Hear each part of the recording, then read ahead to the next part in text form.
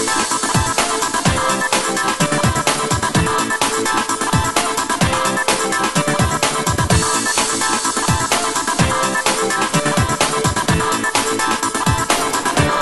Students, कैसे हो? सब बढ़िया? चलो बहुत बढ़िया। अब मैं स्टार्ट करने जा रहा हूँ इलेक्ट्रिसिटी का next topic which is the heating effects of current. Heating effects of current में बच्चों हमने क्या पढ़ना है? देखो, तुमने देखा होगा जैसे कि कोई भी ऐसा डिवाइस है हमारे पास जिसमें हम लोग इलेक्ट्रिसिटी या करंट पास करते हैं तो वो गर्म हो जाता है। जैसे कि हीटर होता है घर में, है ना, जब उसका हम लोग प्लग लगा के स्विच ऑन करते हैं तो उसका जो कॉइल होता है बिल्कुल रेड हो जाता है, बहुत ज़्यादा गर्म हो जाता है वो। इलेक्ट्रिक आयरन है, कपड़े प्रेस करते हैं जिससे, उसको भी अब जब प्लग लगाते हैं उसमें से करंट फ्लो करता है तो वो गर्म हो जाती है। और कौन सा डिवाइस है? गीज़र होता है, टोस्टर होता है, ठीक है, वाटर हीट करने वाली रॉड्स होती हैं।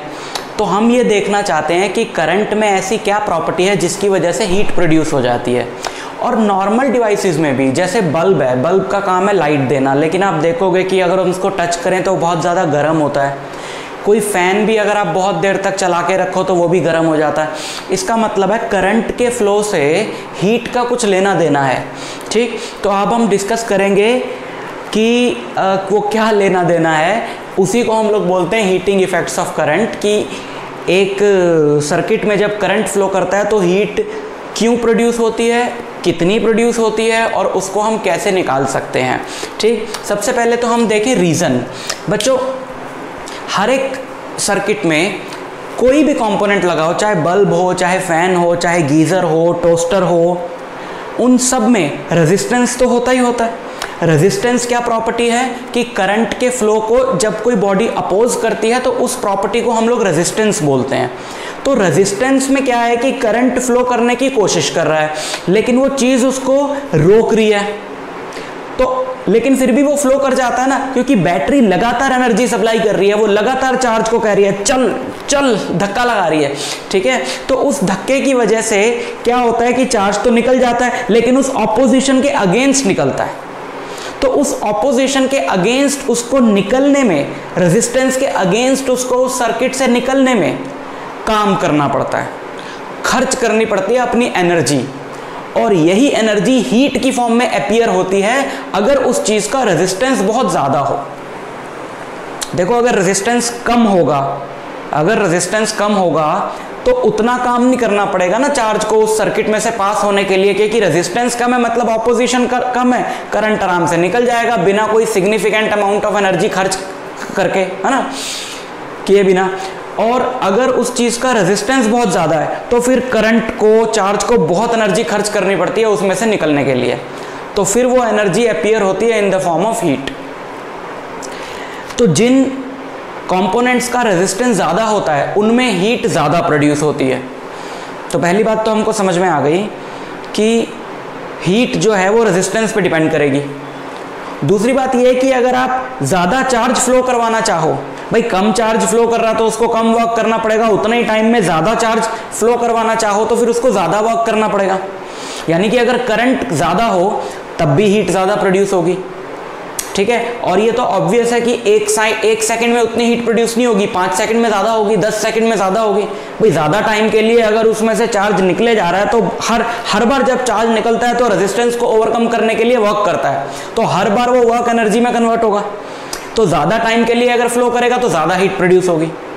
ठीक है, तो आओ देखते हैं, हीट इन्हीं सब फैक्टर्स पे डिपेंड करती है। मान लेते हैं ये एक रेजिस्टेंस है,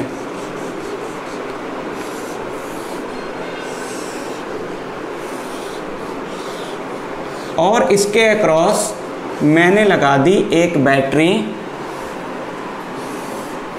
V वोल्टेज की। ठीक है, ये इस रजिस्टर का रेजिस्टेंस कितना है? इस रजिस्टर का रेजिस्टेंस है R। अब इसमें से करंट फ्लो करेगा।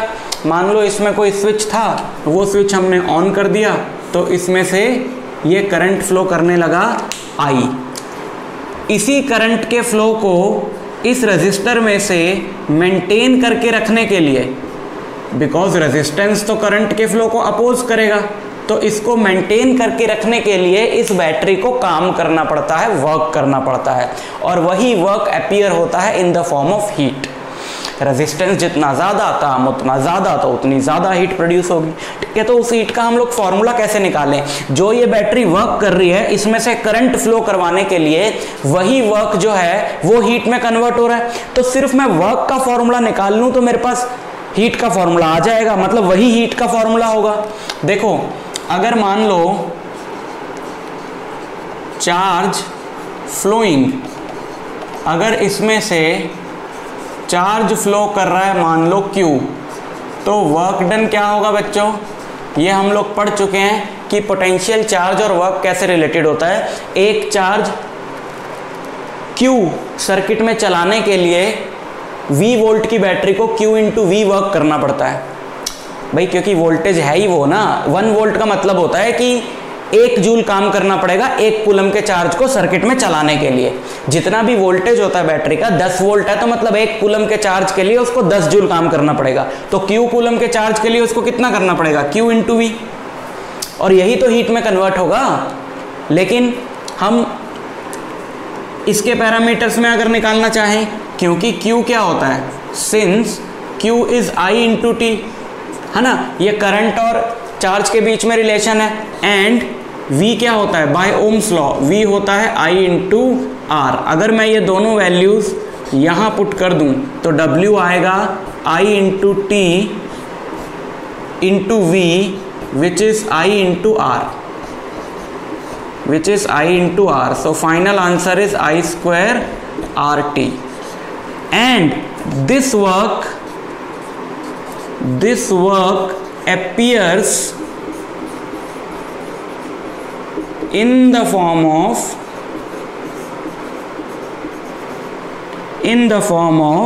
heat.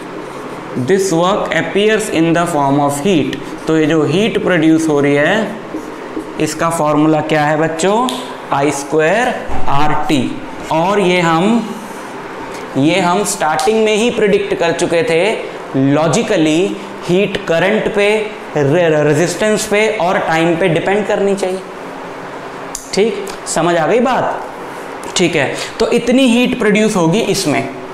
और ये एक अकेला फॉर्मूला नहीं है हीट का, और भी फॉर्मूले हम निकाल सकते हैं हीट के। जैसे ये तो एक हो गया, ठीक है। दूसरा फॉर्मूला क्या होगा बच्चों? अगर इस H को ऐसे लिख दें, I स्क्वायर R है ना, I स्क्वायर R को ऐसे लिखा जा सकता है, एक तो I यहाँ ले लो, फिर एक I को अलग से लिख लो, तो H क्या आ जाएगा? I इंटू R क्या होता है? V। मतलब कहने का मतलब है यहाँ पे सिर्फ मैं I Q की जगह I इंटू टी लिखता, V को चेंज ना करता, तो मेरे को हीट का फॉर्मूला मिल जाता V और I की टर्म्स में, दैट इज VIT। ठीक, दैट इज VIT। और तीसरा फॉर्मूला क्या हो सकता है इसका?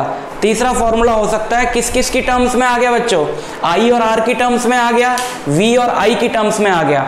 तीसरा फॉर्मूला क्या है? क्या बचा? V और R बचा। तो चलो I को यहाँ जरा रिप्लेस कर दें ओम्स लॉ से। I की वैल्यू क्या आती है? ओम्स लॉ से I की वैल्यू क्या आएगी? V divided by R। तो वो यहाँ पे पुट करें तो H हो गया V into V divided by R into T. So third formula is H equal to V square by R into T.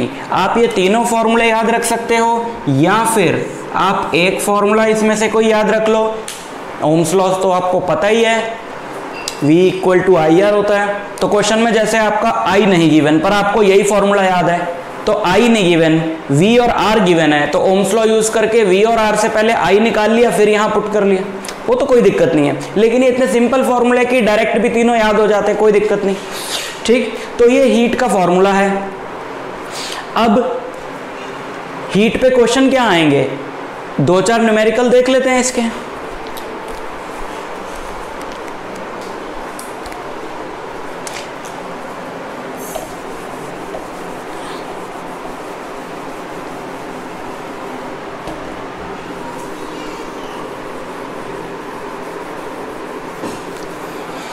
उससे पहले पावर भी डिस्कस कर लेते हैं, उसमें वो इंक्लूडेड है ना, तो फिर पावर के साथ में इसके हीट और पावर के एक साथ ही हम लोग न्यूमेरिकल कर लेंगे। पावर क्या होता है बच्चों, आप जानते हो 9th में आपने पढ़ा है कि power is work done upon time taken.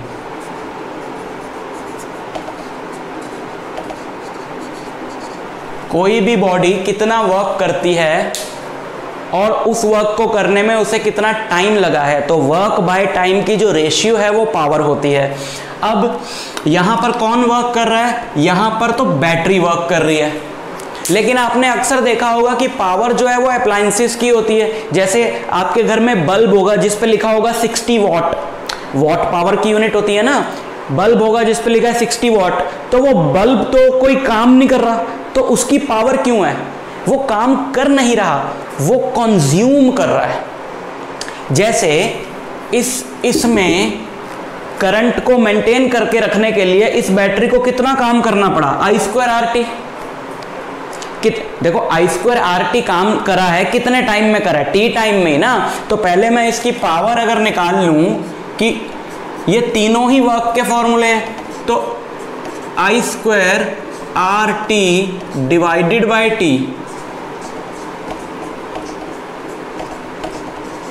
तो T से T कट जाएगा, ये क्या आएगा I²R, पावर आएगा I²R। इसका मतलब है बस मुझे T हटाना है। तो जैसे हीट के 3 फॉर्मूले मिले, पावर के भी 3 फॉर्मूले मिलेंगे, इसमें से भी हम T हटा दें तो पावर क्या होगा V × I, इसमें से भी T हटा दें तो पावर क्या होगा V²/R।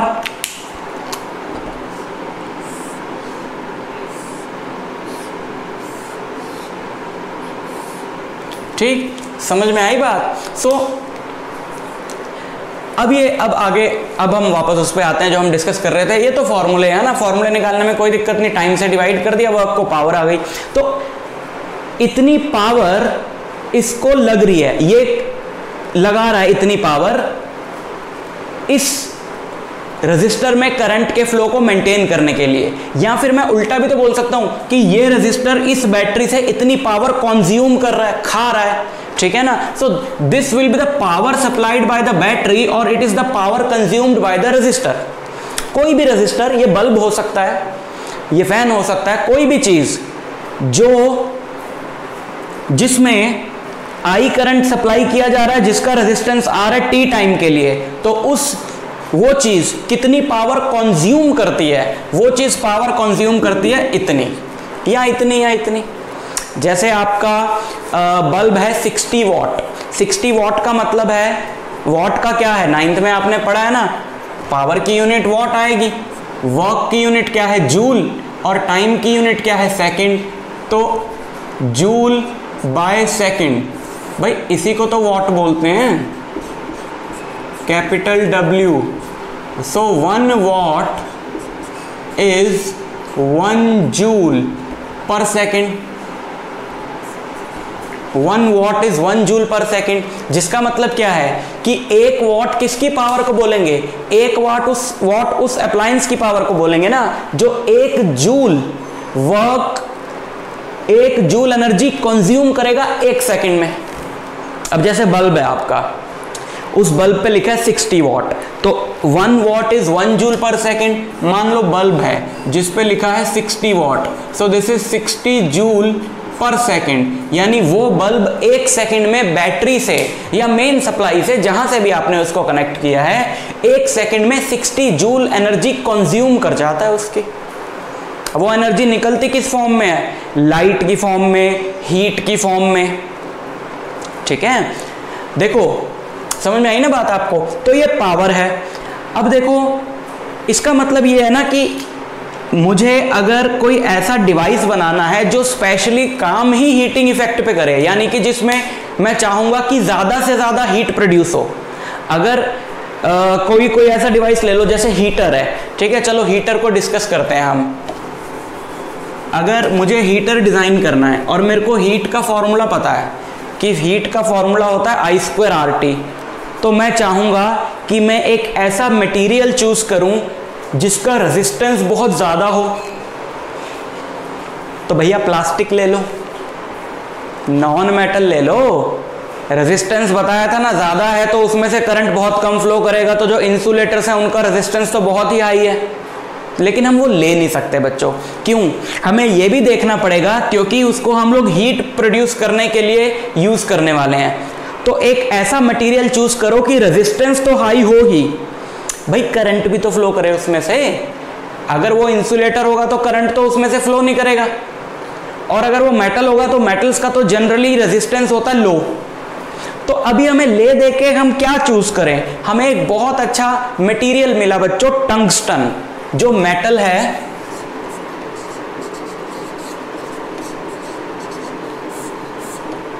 टंगस्टन जो मेटल है, बट बाकी मेटल्स के मुकाबले इसका रेजिस्टेंस बहुत हाई है। चलो बहुत अच्छी बात है।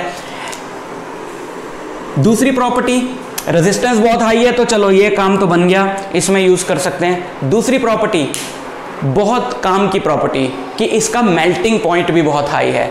इसका मेल्टिंग पॉइंट होता है 3380 डिग्री सेंटीग्रेड, मतलब बहुत ज़्यादा हीट प्रोड्यूस होने पर भी ये मेल्ट नहीं करेगा। समझ में आई बात? सो टंगस्टन क्यों यूज़ करें हम? टंगस्टन क्यों यूज़ करें? जितने भी आपके हीटिंग डिवाइसेस में कॉइल लगी हुई है, अभी हम ये भी डिस्कस करेंगे कि ये जो मेटल है ये कॉइल शेप में ही क्यों लगा होता है। अगर आप देखो कि जो हीटर है या फिर जो आपकी पानी गर्म करने वाली रॉड है या फिर बल्ब के अंदर का जो फिलामेंट है, ये सारे कॉइल्ड शेप के क्यों होते हैं? ये होते सारे टंगस्टन के हैं, क्योंकि टंगस्टन का रेजिस्टेंस ज़्यादा होता है तो ज़्यादा हीट प्रोड्यूस होगी, और वो उसका मेल्टिंग पॉइंट हाई है तो वो उतनी ज़्यादा हीट प्रोड्यूस होने पे मेल्ट नहीं करेगा, टूटेगा नहीं, खराब नहीं होगा। ठीक है, लेकिन ये कॉइल्ड क्यों होता है अभी बताता हूँ। पहले तो मैं बता दूँ टंगस्टन क्यों यूज़ होता है। Due to high resistance and number 2 due to high melting point.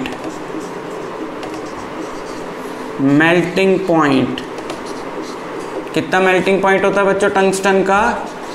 Tungsten का मेल्टिंग पॉइंट होता है 3380 डिग्री सेंटीग्रेड। ठीक है, अब बात करते हैं कॉइल्ड क्यों होता है। बच्चों कॉइल्ड होता है टाइम बढ़ाने के लिए। अगर कॉइलिंग होगी तो सपोज ये इसका एक एंड ए है, दूसरा एंड बी है। अगर ये कॉइल्ड होगा तो करंट को ए से बी एंड तक आने में बहुत ज़्यादा टाइम लगेगा। तुम अपना देख लो कि तुम एक रोड से जा रहे हो और वो रोड सीधी सीधी है तो यहाँ से यहाँ यूं पहुँच जाओगे, लेकिन वो रोड ऐसे ऐसे ऐसे ऐसे ऐसे है तो घूम के जाओगे तो कितना ज़्यादा टाइम लगेगा। करंट के साथ भी यही होता है। ए से बी पॉइंट तक एक पर्टिकुलर लेंथ में अगर मैं उसको बीच में से कॉइल कर दूं तो उसी लेंथ में करंट को ट्रैवल करने में बहुत ज़्यादा टाइम लगता है, जिससे कि हमारा टाइम इंक्रीज हो जाता है। टाइम इंक्रीज हो जाएगा तो हीट टाइम पे भी तो डिपेंड करती है ना, तो ज़्यादा से ज़्यादा हीट प्रोड्यूस होगी। समझ में आई बात? दूसरा हमें एक चीज़ का ये भी ध्यान रखना है कि थर्मली ये कॉइल इंसुलेटेड हो। थर्मली इंसुलेटेड होने का मतलब है कि भाई ये ऐसी चीज़ ना हो इसके आसपास की हीट सारी उससे लॉस ही हो जाए। ये किसी गुड कंडक्टर ऑफ हीट के कांटेक्ट में ना हो कॉइल, नहीं तो हीट वहाँ से निकल के चली जाएगी। जैसे बल्ब है ना, बल्ब के अंदर हम लोग नाइट्रोजन या आर्गन जैसी इनर्ट गैस फिल कर देते हैं। इनर्ट गैस मतलब कि जो किसी से कुछ रिएक्ट नहीं करती, भाई मैं कोई रिएक्शन नहीं करूँगी, I am a bad conductor of heat, बस वो पड़ी हुई है इनर्ट गैस। ठीक है ना, कोई एक्टिविटी नहीं है उसके अंदर। हम बल्ब के अंदर नाइट्रोजन या आर्गन फिल कर देते हैं ताकि उसके अंदर जो टंगस्टन की फिलामेंट है जब उसमें हीट प्रोड्यूस हो तो वो हीट वहीं रहे, तो वो हीट वहीं रहती है। मैक्सिमम तो उसमें हीट की फॉर्म में प्रोड्यूस होती है और जो लाइट की फॉर्म में प्रोड्यूस होती है वो हम लोग यूज़ कर लेते हैं, उसी के लिए तो हमने बल्ब बनाया। ठीक है बच्चों, तो ये सारी कहानी है। और कौन से हैं? टोस्टर है, केटल है, इलेक्ट्रिक केटल आती है, ये सब जो हैं वो हीटिंग इफेक्ट्स ऑफ करंट पे वर्क करते हैं। ठीक है, तो आगे फिर फ्यूज़ वगैरह की बात होगी। 1 मिनट रुक जाते हैं, जरा 2-4 न्यूमेरिकल कर लें फिर आगे बढ़ते हैं। ठीक है,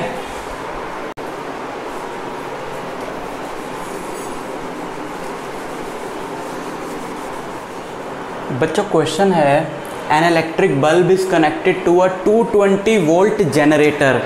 मतलब क्या दिया हुआ है मुझे दी हुई है voltage 220 volt, the current is 0.50 ampere. और क्या दिया हुआ है, करंट दिया हुआ है 0.50 ampere. What is the power of the bulb, और हमने क्या निकालना है, पावर निकालना है। तो कौन सा वाला फॉर्मूला यूज़ करें हम, यहाँ पर हमको क्या क्या दिया हुआ है, V और I दिया हुआ है ना, तो वो फॉर्मूला सोचो पावर का जिसमें V और I आता हो। वो क्या फॉर्मूला था बच्चों, वो था yes V into I। Put करो, V कितना है 220 इंटू I कितना है 0.50। ये दोनों ही आपके किस में है, ये दोनों आपके SI यूनिट्स में है, तो आपका आंसर भी SI यूनिट में आएगा। कितना आएगा बच्चों, 1100 नहीं, एक डेसिमल यहाँ पे आएगा वॉट। आवर का भी SI यूनिट में आएगा 110 वॉट। ठीक है, next question. An electric refrigerator rated 400 what operates 8 hours per day. ठीक है, वॉट से पता लग रहा है कि ये क्या दिया हुआ है, रेफ्रिजरेटर का पावर दिया हुआ है 400 what, operates for 8 hours per day. ठीक है, टाइम मैं लिख लेता हूँ यहाँ पे 8 hours per day. What is the cost of energy to operate it for 30 days at ₹3 per kilowatt hour? ये बच्चों ये जो kWh दिया हुआ है ना, इसकी थोड़ी सी मैं स्टोरी आपको बता दूं। This is kilo watt hour, 1 kWh लिखा हो तो आप समझ जाओ 1 किलोवाट आर। ये किलोवाट आर है क्या, पहली बात तो ये एक यूनिट है। किसकी यूनिट है, आप अंदाज़ा लगाओ, पावर इनटू टाइम। भाई किलोवाट, वॉट कह लो, किलोवाट कह लो, वॉट ऐसा यूनिट है, बट किलोवाट, किलो मतलब 1000, तो है तो वॉट ही ना, 1000 वॉट हो गया तो क्या हुआ, क्वांटिटी तो वॉट ही रही। वॉट पावर आर, आर किसकी यूनिट है, टाइम की, तो watt into hour, power into time. और पावर इनटू टाइम क्या होता है बच्चों, पावर होता है एनर्जी अपॉन टाइम। ठीक है, पावर इज एनर्जी या वर्क, कुछ भी कह लो, power is work upon time. तो टाइम इधर चला गया तो पावर इनटू टाइम वर्क की यूनिट हुई ना, या एनर्जी की। So this is basically the unit of energy, this is called the commercial unit of energy. देखो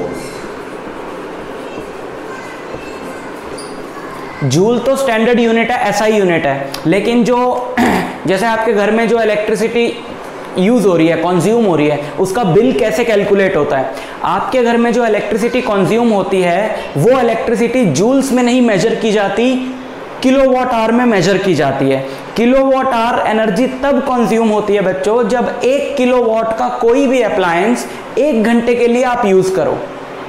this is also called 1 unit of commercial energy. 1 unit is 1 kilowatt hour, और इसका एक price fixed होता है जिसको हम लोग बोलते हैं कि यहाँ पर बिजली की यूनिट का प्राइस कितना है ना, यूनिट का जो प्राइस है, तो वो 1 यूनिट का मतलब होता है कि 1 किलोवाट आवर। जैसे हम मान लेते हैं कि हमारे यहाँ भी 3 पर किलोवाट आवर है, यानी 1 यूनिट का प्राइस है 3 रुपया।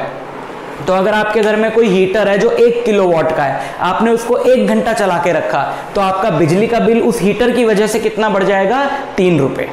1 किलोवाट का अप्लायंस 1 घंटे के लिए चला के रखा तो 1 यूनिट बिजली आपकी कंज्यूम हो जाती है, उसका जितना भी एक प्राइस फिक्स्ड है उतना आपका इलेक्ट्रिसिटी बिल में एडिशन हो जाता है। ठीक है, अब अगर आप चाहते हो कि इसका हम कन्वर्जन देख लें कि ये जूल्स में क्या इसकी क्या वैल्यू होगी, क्योंकि जूल स्टैंडर्ड यूनिट है ना, तो कन्वर्जन देखना जो है वो यूजफुल है। तो 1 किलोवाट आवर, देखो जूल स्टैंडर्ड यूनिट है, तो स्टैंडर्ड यूनिट कब आएगी, स्टैंडर्ड यूनिट्स को मल्टीप्लाई करके। अगर मैं पावर की यूनिट वॉट रखूं और टाइम की सेकंड रखूं तो वॉट इनटू सेकंड, दोनों ही स्टैंडर्ड यूनिट्स आ गई, तो फिर वो जो आंसर आएगा वॉट इनटू सेकंड का वो जूल में ही होगा। तो कन्वर्ट करो जरा, ये किलो वॉट है मतलब 1000 वॉट, और आर कितना है, 1 आर इज 60 इंटू 60 सेकेंड। इसको जब मैं सॉल्व करूँगा 6 इंटू 6 36 इंटू 10 की पावर 1 2 3 4 5 जूल, या फिर मैं इसको ऐसे लिख सकता हूँ 3.6 इंटू 10 की power 6 joule. 1 kilowatt hour which is the 1 unit of commercial energy is 3.6 into 10 की पावर 6 जूल। ठीक है, तो यहाँ पे हमको इलेक्ट्रिसिटी का बिल पूछा है कि कितना होगा। ठीक, देखते हैं आगे बढ़ाते हैं। What is the cost of energy to operate it for 30 days at ₹3? अच्छा, एक दिन में कितने घंटे चलता है? 8 घंटे। इन 30 डेज कितना चलेगा? 8 इंटू 30 यानी कि 240 आवर्स के लिए चलेगा। अब 240 आवर्स के लिए चलेगा तो कितनी एनर्जी कंज्यूम करेगा किलोवाट में? पावर तो इसकी वॉट में दे रखी है ना, तो पहले इसको कन्वर्ट कर लो, 1000 से डिवाइड कर लें, कन्वर्ट हो जाएगा। हम लोग डायरेक्ट निकाल लेते हैं कि commercial energy consumed is 400 watt by 1000, ये किलोवाट हो गया, इनटू टाइम। 2 0 ये कट गई, 1 0 ये कट गई, 24 इंटू 4 96 किलोवाट आवर। और 1 किलोवाट आवर का प्राइस कितना है? 3 rupees. Therefore total cost will be 96 into 3 288 rupees 288। तो हम क्या करें, हमने किलोवाट आवर में निकालना है, तो हम चाहें तो पावर को जैसे हमने इसमें किया, पावर को पहले किलोवाट में कन्वर्ट कर लो और टाइम को आवर्स में कर लो, और उनको मल्टीप्लाई करके आपका डायरेक्ट आंसर किलोवाट में आ जाएगा। यहाँ पे तो आवर्स में दे ही रखा था तो कन्वर्ट करने की ज़रूरत नहीं थी। आप ऐसे भी कर सकते हो कि ऐसा यूनिट में रखो, ये वॉट में रखो, ये सेकंड में रखो, तो एनर्जी कंज्यूम्ड आपकी फाइनली जूल में आ जाएगी, और इस कन्वर्जन को यूज़ करके आप उसको किलोवाट आवर में कन्वर्ट कर लो। ठीक है, जितनी भी एनर्जी आपकी जूल में आए उसको इस वैल्यू से डिवाइड कर दो तो किलोवाट आवर में आपका आंसर आ जाएगा। ठीक है, डिवाइड ही तो करेंगे ना, किलोवाट आवर में कम वैल्यू है 1, इसमें बहुत ज़्यादा वैल्यू है, तो एनर्जी जो बहुत ज़्यादा आई उसको इससे डिवाइड कर लोगे तो वो किलोवाट आवर में कन्वर्ट हो जाएगी, और जो भी यूनिट प्राइस है उससे मल्टीप्लाई कर दो, आपका आंसर आ जाएगा। एक अप्लायंस दे रखा है, चाहे 4 अप्लायंस दे रखे हैं कि बल्ब है इतने वॉट का, इतने टाइम के लिए यूज़ होता है, फिर उसी घर में फ़ैन है इतने वॉट का, इतने टाइम के लिए यूज़ होता है, सबकी निकाल के टोटल ऐड कर दो, नंबर ऑफ़ यूनिट्स आपके पास आ जाएंगी, आप उसको यूनिट प्राइस से मल्टीप्लाई कर दो, टोटल इलेक्ट्रिसिटी बिल आ जाए। ठीक, समझ में आई बात? ओके। एक बहुत इम्पॉर्टेंट हीटिंग इफेक्ट की एप्लीकेशन है which is called fuse.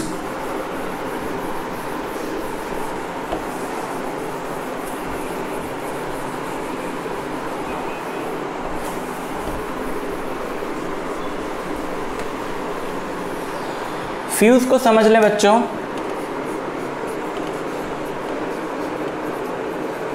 Fuse is also called safety device. क्या होता है, जैसे कि मान लो ये मेरा कोई अप्लायंस है, टीवी है, फ्रिज है, कोई भी अप्लायंस है, अप्लायंस ए।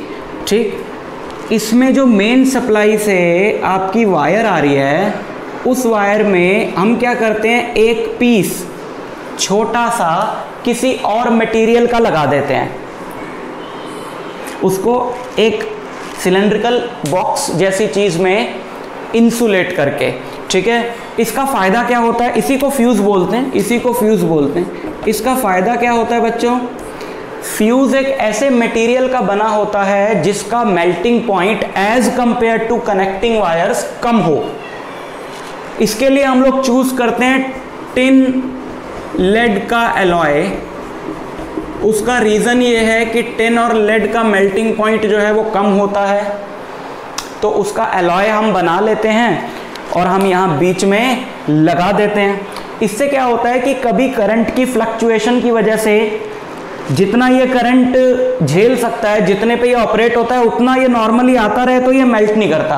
अचानक कभी ज़्यादा करंट आ जाए तो इसका मेल्टिंग पॉइंट तो कम है, ज़्यादा करंट आने से जो हीट प्रोड्यूस होगी उसकी वजह से ये मेल्ट कर जाता है, सर्किट ब्रेक हो जाता है और वो ज़्यादा करंट अप्लायंस तक पहुंच के उसको डैमेज नहीं कर पाता। ये टूट जाएगा ना, सर्किट ब्रेक हो गया, करंट वहाँ तक जा ही नहीं पाएगा। ठीक, ये फ्यूज़ बच्चों हर एक लेवल पे होते हैं।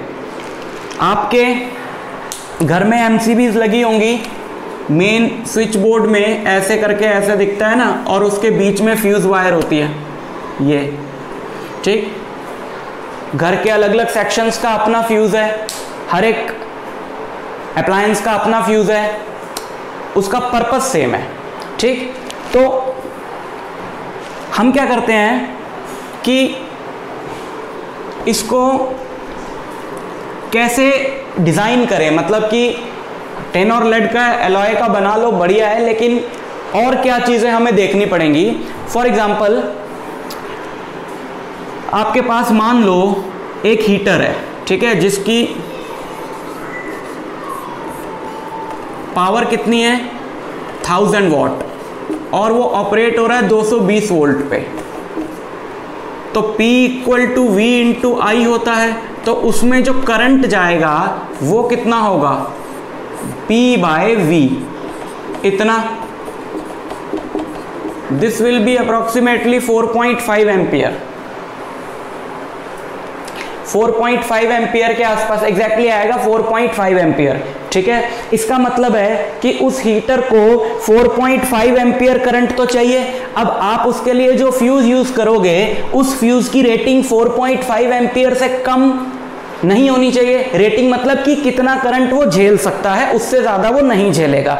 ठीक, हमारे पास जो फ्यूज अवेलेबल हैं डोमेस्टिक पर्पस के लिए घर में जो लगाते हैं, हमारे पास 1 एम्पियर का, 2 एम्पियर का, 3 एम्पियर, 5 एम्पियर और 10 एम्पियर का फ्यूज आता है। अब आप सोचो आप इसके लिए कौन सा फ्यूज यूज करोगे इसमें से। अगर आप 3 एम्पियर का फ्यूज यूज करते हो, भाई इसमें तो जाना ही 4.5 एम्पियर है, तो 3 एम्पियर से ज्यादा पे वो मेल्ट हो जाएगा, सर्किट ब्रेक हो जाएगा।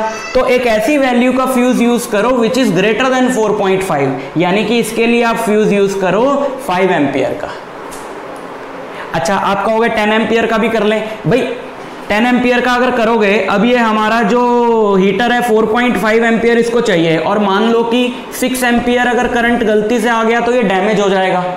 तो आपके फ्यूज की रेटिंग है 10 एम्पियर, तो 6 एम्पियर पे भी वो सर्किट ब्रेक नहीं कर पाएगा ना, क्योंकि वो तो झेल जाएगा और सारा का सारा हमारा हीटर जो है वो डैमेज हो जाएगा। तो जस्ट ज़्यादा होनी चाहिए, जितना हमारा अप्लायंस झेल सकता है उससे थोड़ी ही ज़्यादा होनी चाहिए, ताकि इतने तक तो इतने पे हीटर चल रहा है, 6 एम्पियर करंट आया, फ्यूज की रेटिंग 5 एम्पियर है, 6 एम्पियर पे वो मेल्ट हो गया, सर्किट ब्रेक, हीटर बच गया।